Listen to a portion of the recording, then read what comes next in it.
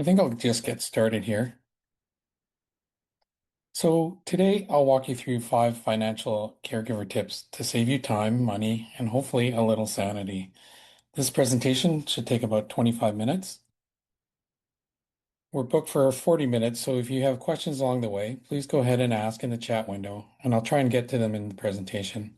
If I don't manage to get to them today, I'll respond later by email. As an introduction, my name is Dave. I'm the founder of Sandwich.Care. You may be wondering where the name comes from. Well, it refers to the sandwich generation. In my case, I'm still raising my own kids while having to support my mother as well. You see, my mother was diagnosed with dementia about 6 years ago. When it was first diagnosed, I had no idea what was coming. I've tried to navigate my way through being her caregiver. I found it very confusing, frustrating, and stressful. There was no roadmap to follow. Just figuring it out as you go. That's why I decided to build Sandwich Care, to share what I've learned and extracted from the caregiving community. It offers caregivers a roadmap and planning tools for the different stages of caregiving. It's a work in progress, and events like this are also learning opportunities for me. Your stories will help shape the future of Sandwich Care and help other caregivers out there. So let's start with some acknowledgement. Caregiving really does impact our lives.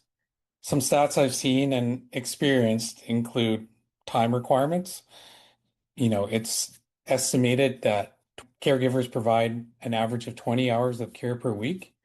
So you can imagine, one person is providing a couple hours a week and somebody's also providing 40 hours a week, or in some cases, 24/7.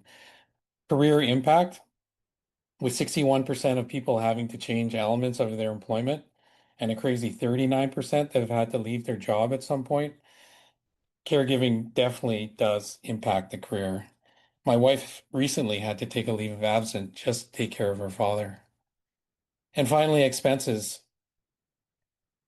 The AARP estimates caregivers are spending over $7,000 a year, often out of pocket, for caregiving expenses. So today we'll focus on this, point number 3, the financial impact. I have a rhetorical question. Who here has been surprised about the variety and frequency of caregiving expenses? Things like medicine, medical equipment, household needs or modifications, support services. I'm pretty confident it's all of us. I want to give you an example. Someone I interviewed recently talked about his dad who had wintered in Mexico for his retired life, and he got a call from his dad and mentioned that he wasn't feeling well. So my friend, as the primary caregiver, decided to fly down and see what was going on. As it turns out, it was a heart issue, and they had to fly back to get medical treatment. So in this case, who pays for that expense? My experience is that caregiving expenses come unexpectedly and seemingly in bunches. Which brings us to tip number 1, track expenses. Why is this important? In the previous slide, you saw caregiver expenses over $7,000. That's a lot. Tracking can create visibility into how and when those expenses occur. If you don't track closely, it will lead to missed repayments or reimbursements and possibly unnecessary or lost spending. The pay and worry about it later strategy is a guaranteed way to lose track of expenses and add time and stress when searching for old receipts and invoices. A second point is that once you start tracking, you're likely to find expenses you might have been missing. Things like Uber rides, gas or parking fees when going to appointments, groceries, over-the-counter supplies, maybe pain meds, supplements, incontinence supplies, or maybe it's lost work hours. I'm sure you'll agree, a lot of these small expenses do add up over time.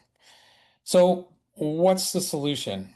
First thing you need to do is find a central place to keep the information. If you don't have any digital options, a plain notebook will do. If you are somewhat digitally capable, a spreadsheet, or maybe your personal finance software, or ideally the Sandwich Care platform, which was made specifically for caregivers. Secondly, now that you have a place to track your expenses, the next step is to record expenses when they are occurred. If you don't do this, you'll forget, guaranteed. This means a little discipline, but the benefits should outweigh the burden. The next time you're filing taxes and you're looking for all those prescription receipts, you'll realize why you did this. So a little bit more about Sandwich Care. There is a expense section to enter all your expenses. It's available on desktop or mobile, so you can do it easily anywhere. It's a simple interface, and like I said, it is available on desktop and mobile, and which allows you to do it when you're on the road or conveniently at your own leisure. So at this point, I'll just remind you if you have any questions, please submit it in the chat. I'll do my best to answer. And if I don't get to it in this webinar, I'll follow up with you by email. So moving on to tip number 2, I have a story about a friend's mom. She was in her 90s, fairly healthy, and still living independently. Then she had a fall, broke her hip, and her physical condition worsened to the point where she needed full-time care. My friend was unable to provide this, and so she began a search for a long-term care home. Because my friend's mom was active and independent, they were not prepared for this search and the sudden expense involved. The waiting lists at the ideal care homes were long and they needed care immediately. They had no choice but to select a place with a vacant room, but it was on the expensive side. This is an example of why you need to take a look at tip number 2, plan for the unexpected. Why is an emergency fund critical? First, there are some non-negotiable expenses, items like medicine, maybe a walker or wheelchair, medical treatments, or prescribed housing or care needs. These are things that you can't avoid, and they come unexpectedly. It can place a real burden on the family. Also, not having an emergency fund can put you personally at risk. If your parents can't afford it, no buffer means it's coming out of personal savings. So the benefits are obvious. Reduce stress for financial surprises, and on the positive side, possibly better decisions to be made on the best solutions, not necessarily the cheapest.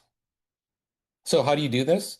First, you should set up a separate emergency savings account so you don't use it for day-to-day use. This should be an account where you're not penalized for sudden withdrawals. And often, if a balance is maintained, you can find accounts that can actually earn you interest. Secondly, you need to set goals. So a small one might be $50 a month to get started, or maybe you're looking at a end goal, something like $1,000 to have in your fund, or perhaps you need to work backwards from a need. For example, my own mother is losing her hearing, so we'll eventually need to get her hearing aids. We've set a goal for the anticipated cost of around $2,500. And, if she needs them in the next year, we'll need to save about $200 a month. So remember, the best time to prepare for a crisis is before it hits. I'll quickly mention Sandwich Care as well has an account section that allows you to record and keep track of your accounts, like the savings account. And combine that with the expenses feature allows you to track monthly contributions, and you have a convenient way to watch the emergency fund grow. Yes, Erica mentioned look for government programs that are provided for seniors and caregivers. Absolutely, which is exactly my next section. This next tip is probably the most challenging, which is maximizing tax benefits. And, since each family situation is quite different with different needs, you need to find the right programs and benefits, and it is quite challenging.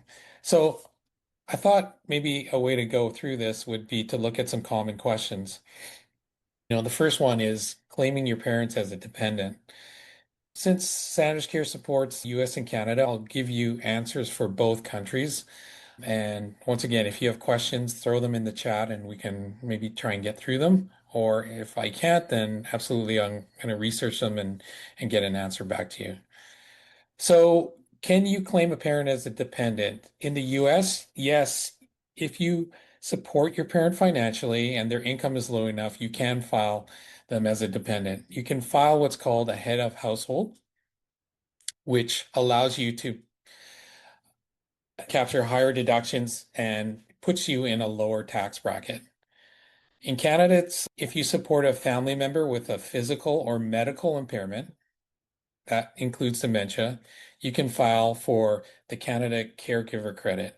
Depending on income, this can be up to an $8,300, $375 tax credit. So there are qualifications that you need to fall under for to claim these. So information on this is available online, and you definitely should consult with your tax advisor to see if you can qualify. The next question, can I deduct their medical expenses?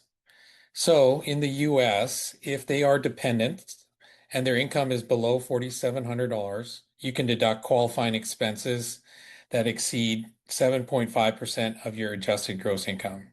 So, as an example, if you make $50,000 a year and your expenses over $3,750 do qualify. I will say you do need to itemize these expenses and you may get audited to prove that you actually incurred the expenses. In the US, you can also use your personal municipal spending accounts and health savings accounts if your parents qualify as dependents on your tax returns. In Canada, you can deduct qualifying expenses that exceed 3% of net income or $2,421 or whichever is less. This is under the medical expense tax credit. It's much easier in Canada to do this. The burden of proof is less than it is in the US, but it's still a good idea to track your expenses. The next question, can I get tax relief for paid support care? In the US, you can via a program called the Child and Dependent Care Credit, which allows you to expense 20 to 30% up to a maximum of $3,000 for a single person and $6,000 for two people. So if you spent $10,000, you could claim somewhere between $2,000 and $3,000. In Canada, if care is medically prescribed, you may be able to claim it under the METC, which I mentioned above. Otherwise, there are provincial programs that do offer grants or provincial tax benefits as well. The next question, can I claim anything as a caregiver? Yes, in the US, I mentioned the head of household benefit. Some states, I will say, also do offer tax credits. An example is the California Family Caregiver Credit, which is available through the end of this year for up to $5,000. So that provides tax credits for dependents living in your household as well. Once again, applications for these need to be checked, so please refer to your tax advisor on these programs as well. In Canada, there are no specific tax benefits, but Canada does offer an EI caregiving benefits, employment insurance caregiving benefits, which supplements your income for 15 weeks at 55% of earnings if you need to take time off for caregiving.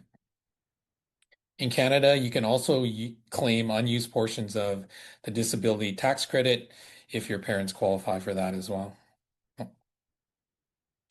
I'll just quickly show you a chart that I put together.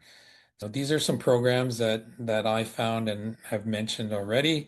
I'm happy to share this with you guys. If you are interested, please just send me an email to dave@sandwich.care and I'll send it to you. I'll also mention Sandwich.Care has a learning center with financial and other resources for caregivers. While we've just gotten started, we're looking to include features to help you find these resources.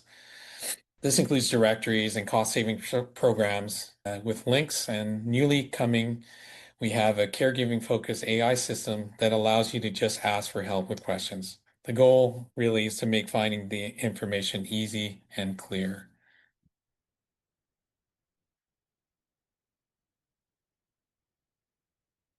So we've talked about the unexpected expenses, getting prepared with an emergency fund, and maximizing tax benefits. This is a great segue into tip 4, creating a simple budget.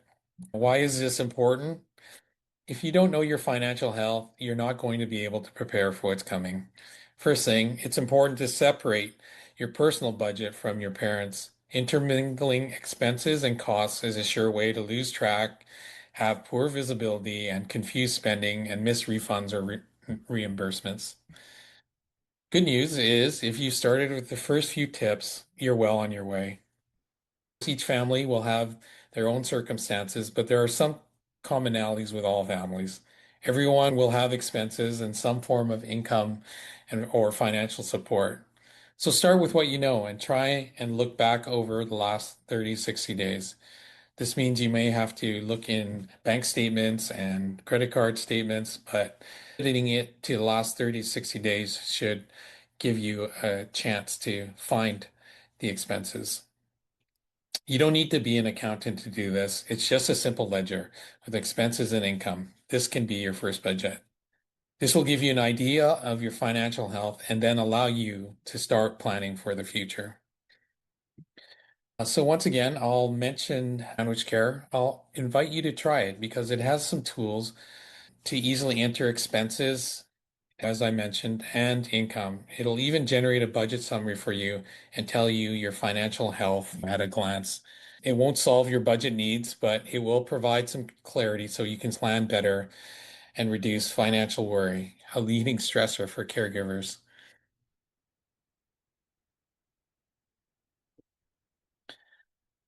So my final tip is to leverage community resources. There are a lot of resources out there, but finding something you can trust can really be relieving. Feeling like you're not doing it alone, really helps a lot. So I've just brought up a few examples here. In the US, I found a couple that I thought were really beneficial. One is the Area Agencies on Aging. So this is a website that helps you find local or regional resources, state or local government agencies that offer support. When you go on the website, you basically can put in your zip code and it will direct you to the agencies within your region specifically. I think it's very useful to understand what's available around you. Benefitscheckup.org is, as it sounds, helps identify potential benefits for aging parents and caregivers. This is a very useful site. It also allows you to do regional lookups and allows you to check out local programs that are available for you as well. And then I would, suggest you look for some nonprofit organizations. A good one is the Alzheimer's Association. Their website is a great resource for things like dementia care. They even have programs and grants that you may qualify for. In Canada, we have provincial organizations. An example is the Family Caregivers of BC organization, which focuses on British Columbia. It offers programs within British Columbia and offers services for caregivers as well. Also in Canada, we have a national 211 phone number, which allows you to identify support availability by different regions. It can help with things like support for elderly care, disability, and transportation. And finally, though it may sound impersonal, you really should try using an AI chatbot like ChatGPT. If anything, it's great to start your search there. I just wanted to give you an example. This is a prompt that I created. It's a generic prompt. If anyone's interested, let me know and I can send it to them. But this generic prompt was something that I wish I had when I was doing my search for my mother. And when I went through that process, it was convoluted. It was very not clear. And if I had only done this before then, I would have had a very clear roadmap of the steps to take, the people to contact, and to understand the decision makers. And all I can say is that the results that I got from this was surprisingly accurate. It gave me, like I said, that roadmap that was actually very real, and I could vet it because I went through it myself. So I say give some of these AI bots a chance, ask the questions. It can be very personal questions that you can ask with your personal situation, and you'll be surprised at the answers you get. And I will mention as well, Sandwich Care is building out its own AI bot that is caregiver focused. We're looking to get that out to the public in probably the next month and a half. There you go. I've blazed through my slides. I want to make sure you have an opportunity to ask the questions. Oh, I see. Erica has mentioned in Canada, Ontario, there is a Ministry of Long-Term Care. Yes, thank you, Erica. Very helpful. It is province by province, and navigating each province, I will tell you, is different and it is challenging. So, yes, are there any questions or any further comments maybe that anyone might have?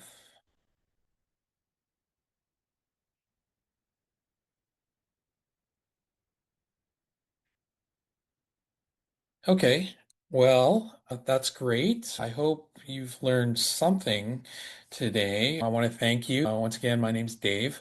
I'm the founder of Sandwich.Care. I'm trying to build out Sandwich.Care so that other caregivers can learn from what I've learned and hopefully to start to build a community of support around caregiving, make it a little bit easier, make it a little bit less stressful. If anyone here has not tried Sandwich Care. We are currently in beta and it's free to use. Give it a try. I'd appreciate it and I'd appreciate your feedback. Hopefully you find it useful and certainly add comments. And if you see features you think you would be useful or information that you think would be useful, please send it my way and it might show up on the app and you might be able to help other caregivers. So once again, thank you very much. I appreciate your time. Good luck. Bye now.